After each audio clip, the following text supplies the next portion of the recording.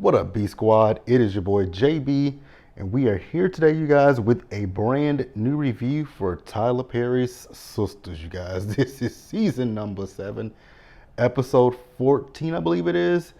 And this episode was titled All for the D, you guys. Now, before we get into it, if you guys are watching this video or any other video on the channel and you guys aren't subscribed yet, I need you guys to do me a solid favor and stop taking out on this date and then having me pay for it at the end of it.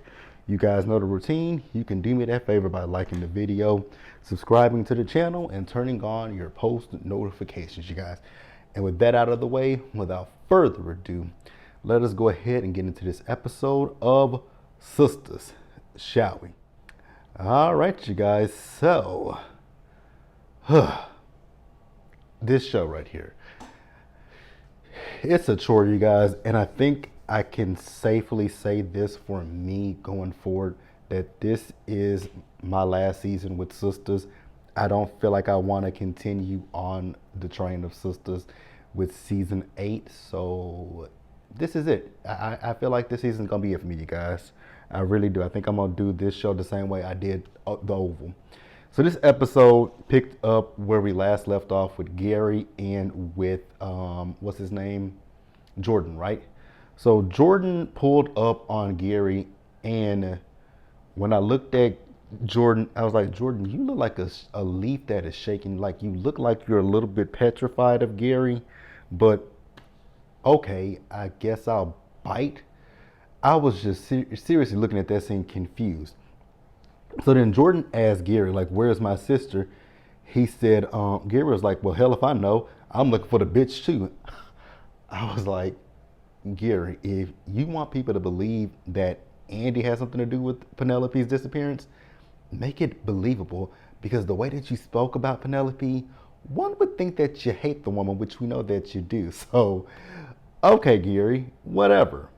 So then Gary then tries to flip it on Andy. You know, all this stuff that's happening with you, it wasn't happening in your life before Andy became in your life, right?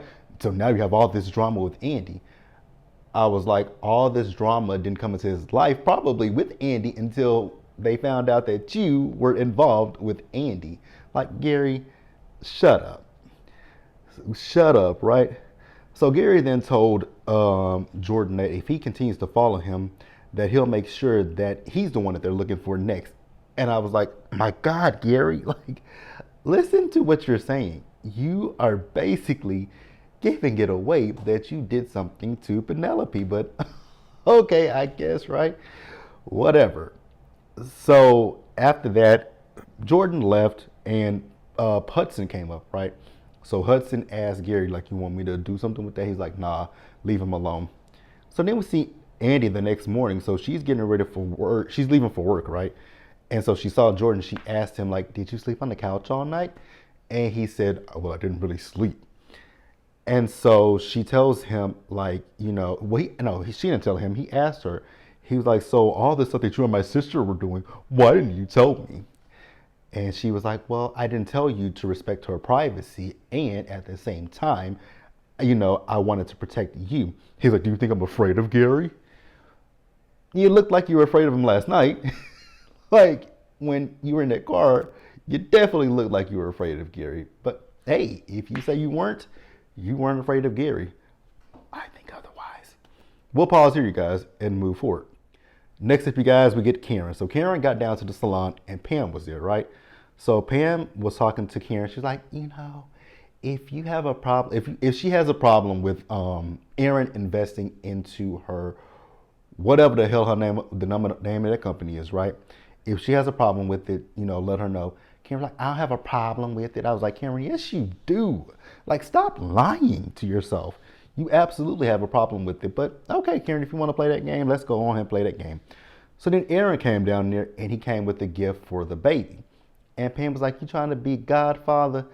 I was like, he ain't no godfather. He is the father of one of those babies, right? So Karen took Aaron into her office, and so she's like, why are you here, Aaron? What is this? So he came with some bird things, you know, some clothes, some bibs, some this, some that. And she was like, you know, why are you doing this? He said, well, I told you that I was going to be there for you and the baby. And I was like, Karen. Wasn't it just not too long ago that you was, never mind, I'm gonna leave, no, wasn't it not too long ago that you were telling Zach about being there for the child? But because when you thought that both of those were his, well, when you thought it was one and that it was his, okay. But now that Aaron, never mind, I don't care. So he also told her that he got childbirth class, and she asked him, why did you get childbirth class? And I was like, because this is your first baby? Duh. And that's exactly what he said. It's your first baby, minus the duh part. And he thinks it's important for them to be informed of everything that comes with childbirth, after you have the baby, sleep patterns, all that kind of stuff. I was like, you know what? Sometimes Aaron does, he do get on my nerves, but he's not a bad person. They're going, you know what? When I go outside on my patio, the bugs just flying in, because that was a bug. And it hit the camera. Raggedy bitch. Back to the show.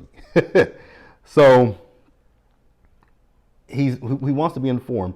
Now while they're talking, he blurts out, because he is one of the fathers of the baby. And Pam was like, say what now? Oh hell no, I ain't never heard no shit like this. I was like, well, you would if you watch soap operas, because like I told you guys, I saw this on Days of Our Lives. Now we move over to the bank and we see Maurice. So Maurice was throwing something at somebody. I don't know if it was one of the customers or what, but he was throwing something, right? So Sabrina came out and he was like, you sure been locked up in that office a lot. You know, I've been hearing a little zzz, zzz, zzz. I was like, leave it to Maurice, right? Now here's where I had an issue in this episode. Because Maurice knows that Karen is pregnant with Zach and Aaron's baby. And I was like, so nobody can hold water amongst this group of friends? It's one thing that Danny told Sabrina, but Sabrina, you went and told Maurice? Why? Like, I'm so confused about that. Y'all know Karen ain't my favorite person on the show, but damn, can we have some kind of decorum, some kind of couth, some kind of something? I mean, friendship just means nothing to these people, huh? So Maurice asked Sabrina, has she found a sperm donor yet? And she told him no, that she has not found a sperm donor yet. And I was like, girl, you ain't got to find one because you got one. Because your sperm donor is going to be none other than Rich. Because we'll talk about that. And we're going to talk about that because I still don't understand this whole storyline with her and Rich. But we're going to definitely get into it, you guys. Next up, we see Danny over at the airport. So Tony went up to Danny to have a conversation with Danny, right? And he said he wants to apologize to Danny, but nowhere in the conversation did I hear, I'm sorry. Because he was like, you know, I overreacted and I did this, but you know, I'm that's my fault for expecting you to basically kid-proof her apartment. And I was like, wait a minute, hold up. Pump the brakes, nigga. Pump the fucking brakes. Because you lost your mind. So you wanted Danny to child-proof her apartment when you gave her no notice to watch your kids. Them are your kids. But you wanted her to just say, oh, you know what? Tony's bringing his kids over. Let me go and child-proof my apartment. And actually, how could she child-proof her apartment when she got home, your ass was already there with them kids? So Tony missed me with all of the bullshit. Let's pause here, you guys, and move forward. Next up, we got Fatima, you guys. So Fatima is in, I don't know if she's in a conference room or if she's in Andy's office. I think she was in a conference room, but she was in there censoring herself, right? Because she's waiting on her first exam from law school. So in the meantime, while they're waiting for that, you know, she and Andy have a conversation. So she asked Andy, like, hey, so, you know, they asked you to, you know, testify against Gary. Is you gonna do that shit, girl? And so Andy was like, you know what? I thought about it, and yes, I'm gonna do it. I was like, good luck with that one, girl. Good luck with that. So while they're sitting there, Fatima got a notification about her grade, and she got a D on her first test. I was like, yikes, a D. That ain't good, sis. But hey, only way you can go from here is up, literally. I mean, you could go down to an F, but we want to go up. While they were talking, Hayden brought his little lame ass in there to mess with them, but he eventually left and went back to his office. And when he went back to his office, he called up wifey Tamara on the phone. And, he's asking her what she's doing. She was like, oh, she was cleaning up around the house. I was like, oh, okay, girl, is that the lie you want to tell? You don't sound convincing. Then, while she's on the phone with him, wrap this shit up. I was like, how rude of you, Gary. And so Hayden was like, wait, what was that in the background? She said, oh, it's just the TV. I was like, girl, the TV is telling you to wrap some shit up. That's the best lie you could come up with. Okay, I mean, hey, whatever. So she hung up the phone. She said, are you fucking kidding me, Gary? And he was like, I didn't want to hear you capping with that fake shit. I was like, well, he is right about that. It was very fake. But whatever. And she said, so then he's like, she's like, it ain't fake. He said, so why am I here about the F you, right? In his room. And she said, I told you that can't happen in his room. He said, come on. And she got her ass up and walked with him to the bedroom. I was like, really, girl? So this nigga can, okay, maybe Gary got the magic touch or the gold ding-a-ling, because the fuck? Come on. Yeah, nah, sir. Get the fuck out of here with that shit. So we move over to Jordan, you guys. So Jordan is having a meeting, and I forgot what that man's name is that's working with him. That's the mole for Hudson. I forgot what his name is. I don't care what his name is, to be quite honest with you guys, so you don't have to leave it in the comments. But Jordan was having a meeting. So after the meeting, old boy was telling him that he seemed very distracted, right? So Gary then asked him, not Gary, Jordan asked him to, go do some digging and find out some information about Hudson. Old dude felt a little way about it. And I was like, nigga, if you're supposed to be a mole for somebody and he's asking your fake boss is asking you to investigate your real boss, don't sit here and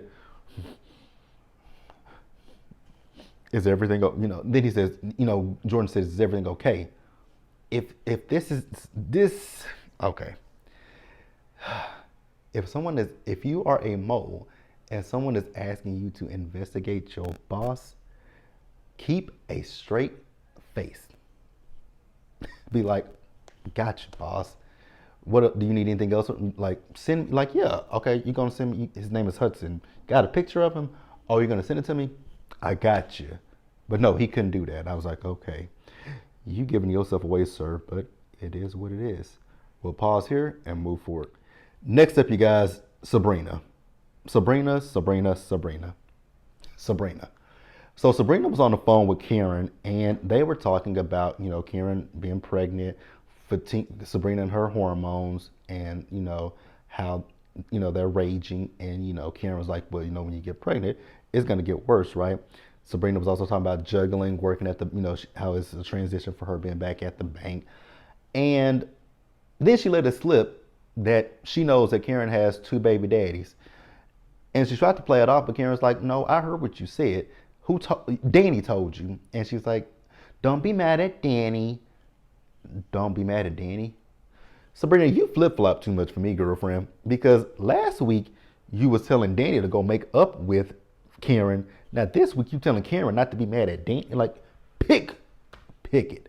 Pick a lane and stay in it. Because, what? Don't be mad at Danny. Girl, I'm going to be mad at Danny and I'm going to go check Danny. And that's exactly what Karen said. And then she said, well, Andy also knows. And she's like, Fatima couldn't wait to tell my business. Well, I don't think she will. Never mind. I was about to defend Fatima, but I'm not even going to try to. Because I said how I felt last week about Fatima doing it. And I still stand on it. Let's go ahead and move on, you guys. So next up, we got Zach. So what I will say, and we ain't gonna be too long on this part, is when it comes down to Zach and Fatima, I just really don't like the way their relationship is one-sided, very one-sided. Fatima is taking care of Michael. What is Zach doing for Fatima is my question, right? Because she failed her first exam. He was like, oh, I gave out, he got D's in high school and he slung D. I was like, Zach, this is not a joking matter at this point. This is her career. And here you are making a joke about it. But okay, it is what it is, right? So she also did see that Michael messed up one of her purses. I think she said it was like $4,000 or $5,000. Like, oh Jesus, that's a lot of money for a purse. Mm-mm-mm. So let's pause here and move forward, you guys. So next up, you guys, we see Danny. So Danny is on the phone with the therapist, right? Now that woman had me confused when she was telling should see things from what's his name? Tony's perspective. I was like, but ma'am, he unexpectedly asked me to watch his kids and came over to the house with them kids and I wasn't at home. So what perspective am I listening to? And he really didn't apologize to her. So again, what perspective is Danny listening to? I'm thoroughly confused by that situation, but hey, it is what it is. Now, while she's on the phone with the therapist, Karen shows up, right? And I'm on Karen's side. And what I will say is with Danny, Danny was very nonchalant with Karen while she was telling her, like, I wanted to be the one that told the girls about this when she was ready. And I was like, I'm actually on your side, Karen. Surprisingly, I am on your side.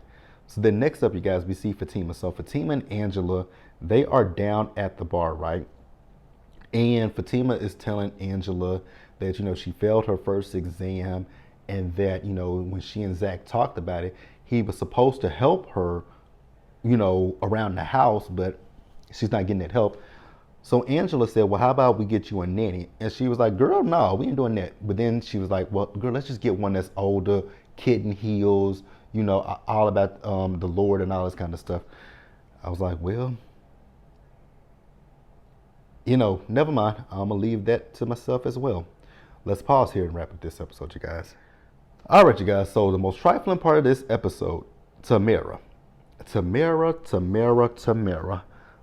when Hayden got home, she tried to hide her phone. I was like, girl, you are very you're trying to be inconspicuous, but you're not. Like, you're trying to be incognito, inconspicuous, all those things, right? But you're really not, because you have the phone in your hand. You said you were laughing at a meme, but then you put your phone behind the cushion. It's like, if you was laughing at a meme, then why you hide your phone? And even Hayden clocked that. And I was like, God, I'm really feeling bad for Hayden in this particular moment. And I can't stand a little nigga. So then he started smelling cologne, and she's like, oh, that's my new perfume. It's unisex. He's like, well, it ain't for you, babe. Then he told her that, he got the one up, he think he has the one up on Andy, but he needs to reach out to Gary for more intel. I was like, ugh. Good luck with that one, sir.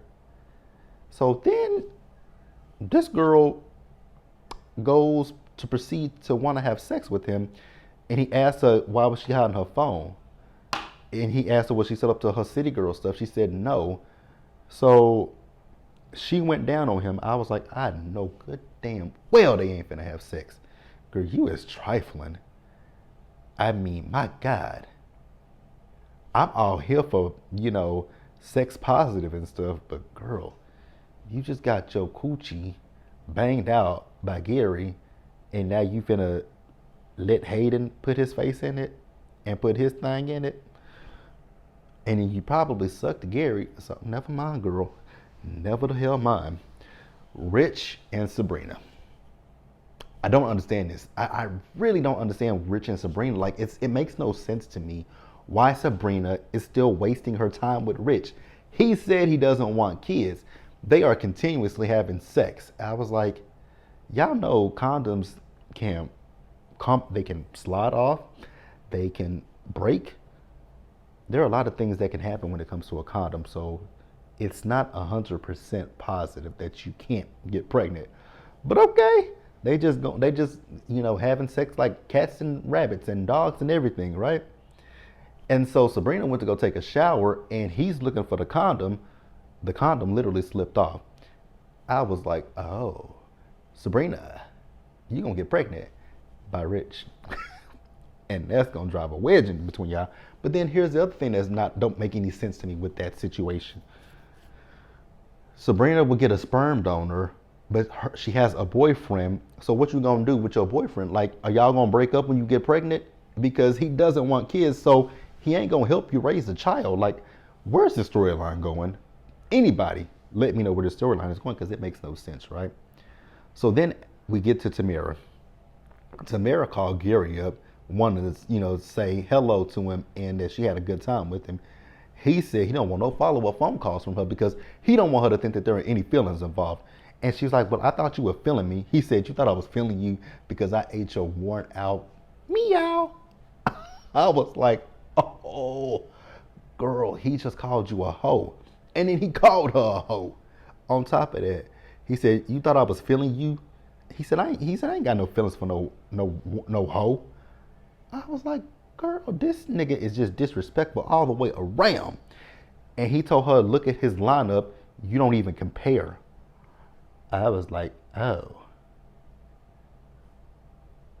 Pick your face up." Pick your face up, Humpty Dumpty, because you had a great fall. Shattered to pieces. And then the end of the episode, you guys, Jordan. So him and Rich and Tony, they talking. He's still worried about Penelope. Rich and Tony tell him like not to, not to stress himself out, not to worry so much about it, right? So then Tony told them about how he overreacted with Danny. You absolutely did, and you owe her a real apology. Then Rich is talking about the situation with him and Sabrina, how he felt that Sabrina may have taken the condom off. I was like, "Sir, so you think that Sabrina took your condom off and threw it on the side of the bed, went on your side of the bed at that, and she on the other side? How did she do that?" Okay, whatever. So Jordan and them were getting ready to leave to go to the gym, and oh boy was trying to bug Gary's place, not Gary's place, but Jordan's place. And so Jordan came back in and caught him. Now I don't think he's going to catch him, because I think that boy's going to probably lie his way out of this whole, "Oh, I'm trying to bug your apartment or home." But that's the episode, you guys. Let me know what you guys thought about it down in the comments below. Subscribe to the channel, turn on your post notifications, and share the video, you guys. And until the next time, stay safe. Take care of yourselves, you guys. Wash your hands, be blessed, and I'll see you guys in the next video.